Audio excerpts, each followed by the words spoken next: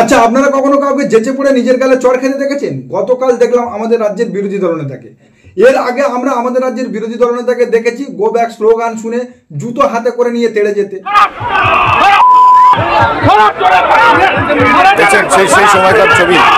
আমরা আমাদের রাজ্যের বিরোধী দলনেতাকে দেখেছি চোর চোর চোরটা স্লোগান শোনার পর যারা সেই স্লোগান দিচ্ছিল তাদের উদ্দেশ্যে গাড়ি থামিয়ে একেবারে তাদের উদ্দেশ্যে কটু কথার বন্যা বইয়ে দিতে।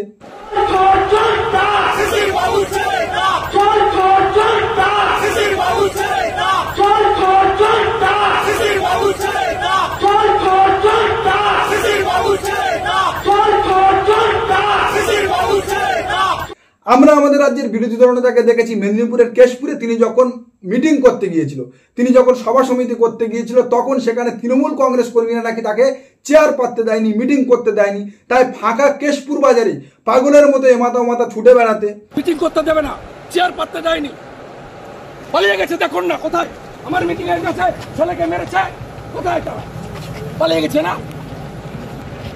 একটা কারো যদি গাড়িতে ঢিল পড়ে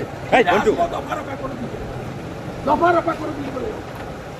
আমাকে চেনে না এখনো, মেদিনীপুরের ছেলে আমি। কিন্তু এই দিনকে বিকাশ ভবনের সামনে আন্দোলনরত চাকরিহারা শিক্ষকদের মঞ্চে বসে আমাদের রাজ্যের বিরোধী দলনেতা সেই সুযোগটা পেল না।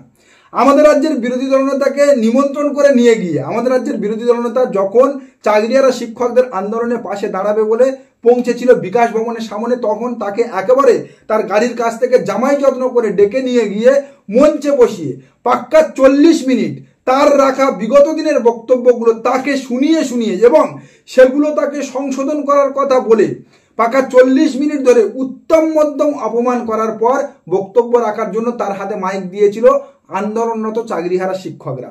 শুভেন্দু অধিকারীর সামনেই তার পুরনো মন্তব্যের প্রসঙ্গ টেনে সরব হলেন আন্দোলনকারী চাকরিহারারা। এপ্রিল মাসে চাকরিহারাদের দিল্লি যাওয়া নিয়ে বিরোধী দলনেতা বলেছিলেন দিল্লি পুলিশের লাঠির সাইজ 8 ফুট, মেরে তুলে দেবে। শুক্রবার আন্দোলন স্থলে শুভেন্দু অধিকারীর উপস্থিতিতেই সেই মন্তব্য সংশোধনের দাবি তুললেন চাকরিহারারা। এখানেই শেষ নয়, এপ্রিল মাসে চাকরিহারাদের দিল্লি যাওয়া নিয়ে শুভেন্দু অধিকারী যে মন্তব্য করেছিলেন সেই প্রসঙ্গ টেনে শুক্রবার সুর চড়ান আন্দোলনকারী চাকরিহারারা। দিল্লি পুলিশ আছে, লাঠির সাইজ 8 ফুট, লাঠির সাইজ 8 ফুট, লাঠির সাইজ 8 ফুট। 22 এপ্রিলের আগে তার যে মতামত ছিল প্যানেল ক্যান্সের বিষয়ে, সেটা যেন তিনি পরিবর্তন করেন। উনি যে লাঠির কথাটা বলেছিলেন সেটাও যেন উনি রেকটিফাই করেন। শুভেন্দু অধিকারী যখন সেখানে বসে তখন মঞ্চে বলতে উঠে কারোর নাম না করে ইঙ্গিতপূর্ণ মন্তব্য করেন ওয়েস্ট বেঙ্গল জুনিয়র ডক্টরস ফ্রন্টের সদস্য দেবাশিস হালদার। আপনারা প্রত্যেককে ডাকতে পারেন, প্রত্যেক রাজনৈতিক পরিচয়ের মানুষকে ডাকতে পারেন, কিন্তু এই কথা মনে রেখে চলবে না যে ঠিক কারা কারা এই টাকা নেওয়ার সময় কারা কারা এই সাথে যুক্ত ছিল। এই কথাগুলো কিন্তু মাথায় রাখতে যারা একদল থেকে অন্যত্র বদল করে যায়, এই ধরনের লোকেদের কাছ থেকে সাবধানে থাকতে হবে। অবস্থান মঞ্চের সামনে পৌঁছানোর প্রায় 40 মিনিট পর মঞ্চে বক্তব্য রাখতে ওঠেন শুভেন্দু অধিকারী। আর একেই বলে যেচে পড়ে নিজের গালে নিজের চড় খাওয়া। যেমন তিনি এর আগে একবার মুখ ফসকে বলে ফেলেছিল যে ওই নারদা স্টিং অপারেশন বা নারদার টাকা নেওয়া ছাড়া আমার বিরুদ্ধে প্রমাণিত কোনো দুর্নীতি নেই। আপনারা যাই বলুন না কেন, ওই নারদা স্টিং অপারেশন ছাড়া আমার বিরুদ্ধে প্রমাণিত কোনো অভিযোগ নেই, প্রমাণিত কোনো অভিযোগ নেই। আমাদের রাজ্যের বিরোধী দলনেতা যদি জানতেন এই চাকরিহারা শিক্ষকদের আন্দোলনের পাশে দাঁড়াতে গিয়ে তাকে এমনভাবে অপমানিত হতে হবে, তাকে পাকা 40 মিনিট বসিয়ে রেখে অপমান করবে, তাহলে মনে হয় আমাদের রাজ্যের বিরোধী দলনেতা ভুলেও এই চাকরিহারা আন্দোলনকারী শিক্ষকদের পাশে দাঁড়াতে যেতেন না। এই চাকরিহারা আন্দোলনকারী শিক্ষকরা তার একটা বক্তব্য তুলে যেভাবে তাকে বসিয়ে রেখে অপমান করেছে, সেই অপমানের জ্বালা শুভেন্দু অধিকারী মনে হয় বিগত তার রাজনৈতিক ক্যারিয়ারে কখনো হজম করেনি। শুভেন্দু অধিকারী মহাশয় ভেবেছিল আরজিকর আন্দোলন থেকে কোনো রকম ফায়দা তোলা যায়নি, ভারতীয় জনতা পার্টি আরজিকর আন্দোলন থেকে কোনো রকম তামাক সাজাতে পারেনি। সন্দেশখালী ব্যাকফায়ার করেছে। সন্দেশখালীতে শুভেন্দু অধিকারী অ্যান্ড ভারতীয় জনতা পার্টি যে প্রোপাগান্ডা ছড়িয়েছিল, সেই প্রোপাগান্ডা স্টিং অপারেশন ভিডিও সামনে আসার পর ভারতীয় জনতা পার্টির ব্যাকফায়ার করেছে। প্রায় 3,20,000-এরও বেশি মার্জিন নিয়ে তৃণমূল কংগ্রেস সেখান থেকে জয়লাভ করেছে। ভারতীয় জনতা পার্টির পোস্টার বয় সেই সন্দেশখালী আন্দোলনের মুখ রেখাপাত্র হেরে গিয়েছে। তাই এই চাকরিহারা আন্দোলনের ইস্যুটাকে কাজে লাগিয়ে চাকরিহারা আন্দোলনকারীদের পাশে দাঁড়িয়ে সেই আন্দোলনের আগুনে ঘিতাহুতি দিয়ে আন্দোলনের হাওয়াটা নিজেদের পালে টানতে চাইছিল, যে কারণে শুভেন্দু অধিকারী মহাশয় বিনা নিমন্ত্রণে বিকাশ ভবনে পৌঁছে গিয়েছিল চাকরিহারা আন্দোলনকারীদের মঞ্চে, এবং সেখানে গিয়ে যে এমন চরম অপমান সহ্য করতে হবে, এমন চরম অপমানের মুখোমুখি হতে হবে, তা মনে হয় শুভেন্দু অধিকারী মহাশয় ঘুণাক্ষরেও টের পায়নি। আরজিকর আন্দোলনের সময় এই ভারতীয় জনতা পার্টির নেতৃত্বরা সল্টলেক এবং আরজিকরের যেখানে ধর্ণামঞ্চ তৈরি হয়েছিল সেখানে পৌঁছানোর পর হাতরাস, উন্নাও এবং লখিমপুর খেরির উদাহরণ তুলে আরজিকরে আন্দোলনরত চিকিৎসকরা তাদের যে অপমান করেছিল এবং সেখান থেকে যে কুকুরতাড়নি করে তাড়িয়ে দিয়েছিল ভারতীয় জনতা পার্টি, তারপর থেকে আরজিকর আন্দোলনরত চিকিৎসকদের ধর্ণামঞ্চের ধারে কাছে গেছেনি। সন্দেশখালীর ইস্যুতে আবার একটু অন্যরকম হয়েছিল। আমাদের রাজ্যের বিরোধী দলনেতা বারবার ছুটে গিয়েছিল, ভারতীয় জনতা পার্টির প্রতিনিধিরা ছুটে গিয়েছিল, কারণ ভারতীয় জনতা পার্টির আশ্রিত লোকজন এই সন্দেশখালী ইস্যুটাকে তৈরি করেছিল, সেই ইস্যুটাকে ছড়িয়েছিল ভারতীয় জনতা পার্টির বাংলার নেতা নেতৃত্বরা।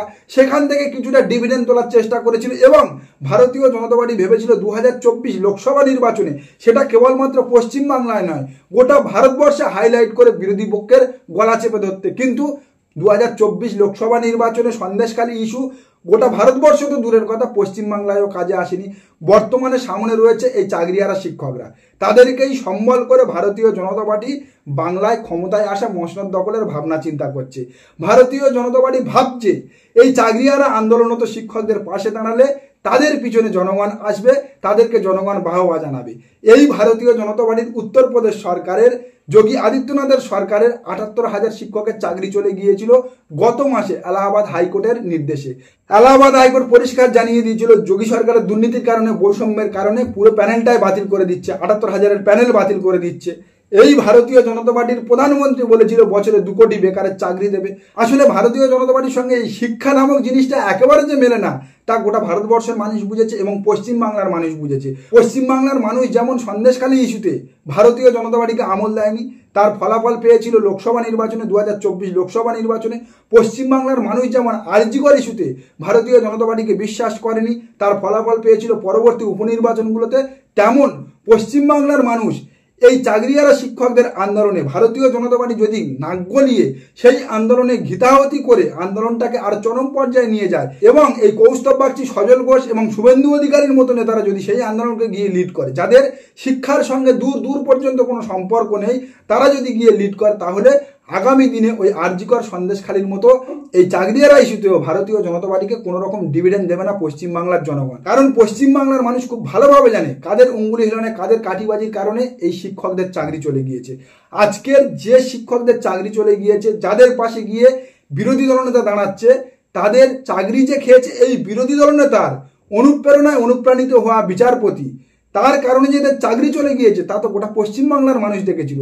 গোটা পশ্চিমবাংলার মানুষ যাকে রাতারাতি ভগবান বানিয়েছিলেন, তিনি সম্পূর্ণ রাজনৈতিক স্বার্থ সিদ্ধি করার জন্য, ভারতীয় জনতা পার্টির ভোট ব্যাংক রাজনীতির সুবিধা করিয়ে দেওয়ার জন্য এই 26,000 শিক্ষকের চাকরির প্যানেল বাতিল করেছিল।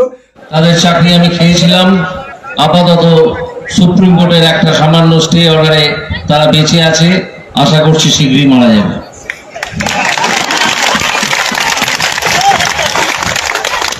আজকের তারই গুরুদেব মাননীয় শুভেন্দু অধিকারী মহাশয় যদি এই চাকরিহারা শিক্ষকদের পাশে দাঁড়িয়ে মরা কান্না কাঁদে, সেটা পশ্চিমবাংলার মানুষের হাসির খোরাক ছাড়া আর কি হতে পারে। নমস্কার, আজকের প্রতিবেদন এখানেই শেষ করলাম। দেখা হচ্ছে আগামী কোনো প্রতিবেদনে। আমাদের প্রতিবেদন সম্পর্কে আপনাদের মতামত অবশ্যই জানান আমাদের কমেন্ট সেকশনে। সবাই ভালো থাকবেন।